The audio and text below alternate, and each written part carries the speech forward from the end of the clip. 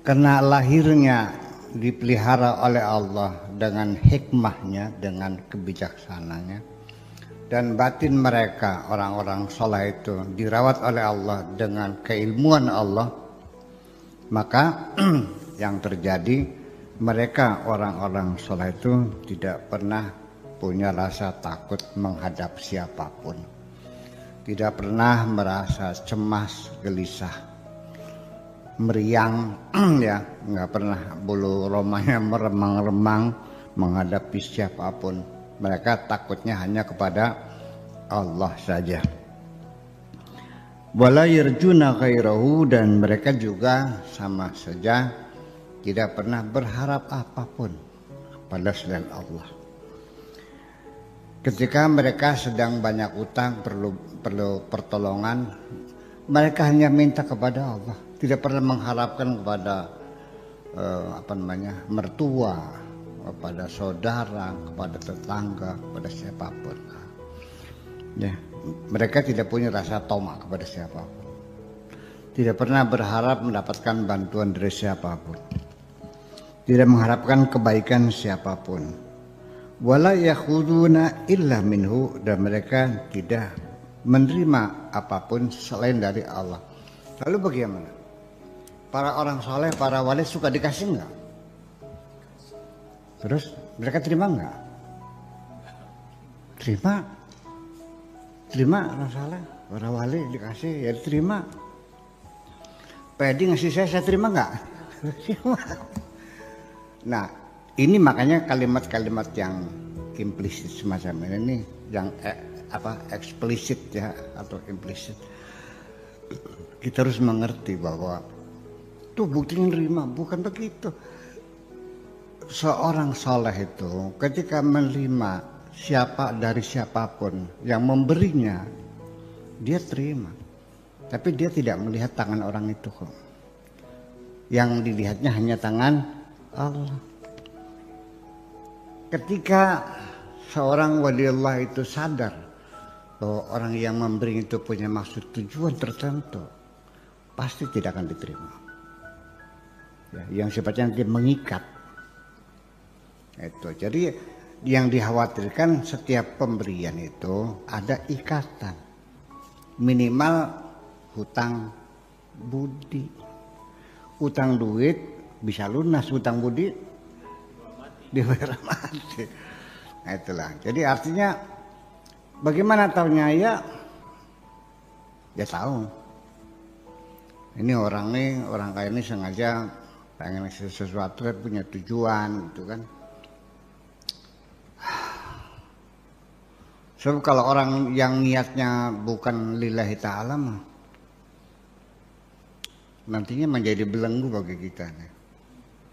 Akan diungkit-ungkit suatu ketika, dan kita akan disakitinya kok.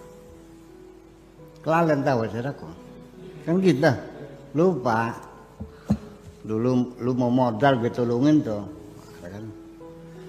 Nah, kata-kata yang mengungkit-ungkit kebaikan itu sangat menyakitkan sekali. Ya, rasanya kalau bisa dimuntahkan lagi tuh makanan itu. Iya. Kalau bisa, mungkin sudah jadi kotoran aja. Kalau bisa muntahin lagi aja duitnya. Gitu. Jadi artinya kecuali kalau orang itu memberinya lillahi ta'ala.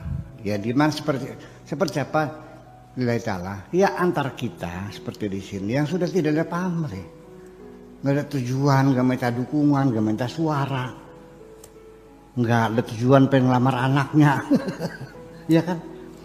Tidak minta fasilitas dan sebagainya, enggak. Ya itu sih hanya sekedar ya isi going aja, sebenarnya santai aja kita ngasih gitu. Ada teman susah ya kita terdorong, artinya nggak ada harapan nantinya dia.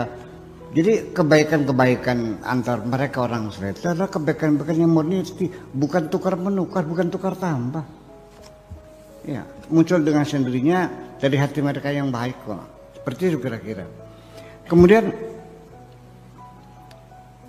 ya diceritakan lagi dalam itu Syabul Hasan Asyaduli yang ketika ada orang kaya mau memberi uang ditolak itu kan,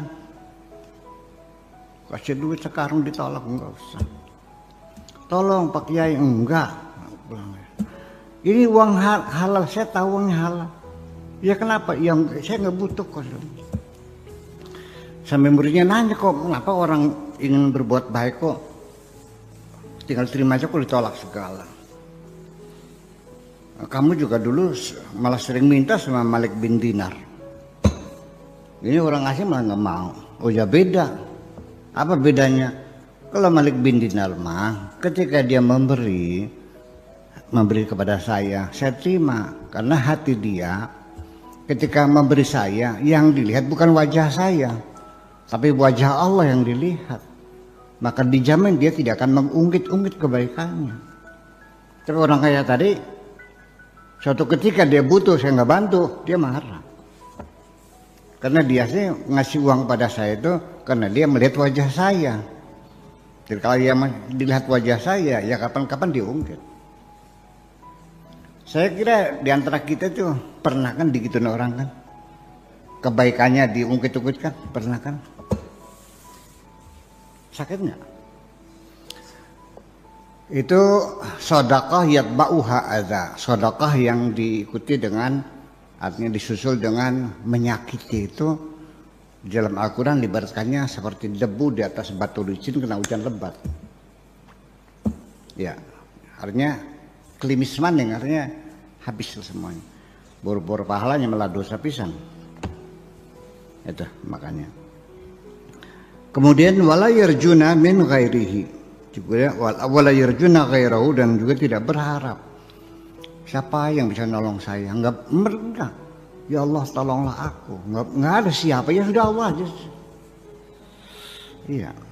Kalau kamu mertua kamu kaya kan punya harapan, barangkali mertua kasih modal kan. Ya iya. Kalau anak kamu kaya kan ada harapan, barangkali aja saya. Nah, harapan-harapan semacam itu selalu di ujungnya menimbulkan kekecewaan. Ya. Kapan Anda bisa terhindar dari kekecewaan? Ketika Anda sudah tidak berharap apapun dari siapapun. Karena apa sebabnya? Karena seringkali bahkan mungkin 90,99% apa yang kau harapkan tidak pernah terjadi kok. Iya. Ya dulu apalagi orang lain, anak saja kamu tidak pernah hitung ngijir kok.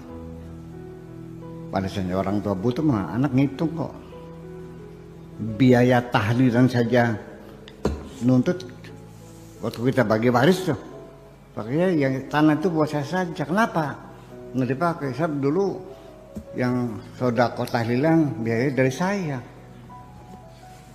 1 hari, 2 hari, 7 hari, kemudian 40 hari. Sampai mendak juga biaya saya. Ya udah jadi tanah itu buat saya aja. Ngitung kan. Itu. Untung udah mati orang tuanya. Kalau tahu orang tua anaknya ngitung-ngitung bisa pingsan. Iya, jadi ya.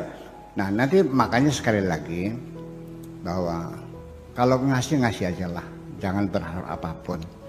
Kalau butuh saja silakan, tapi jangan berharap dari siapapun. Orang saleh itu adalah orang yang tidak pernah berharap kepada siapapun, kecuali hanya kepada Allah. La yarjuna ghairahu, tidak pernah berharap pada selain Allah.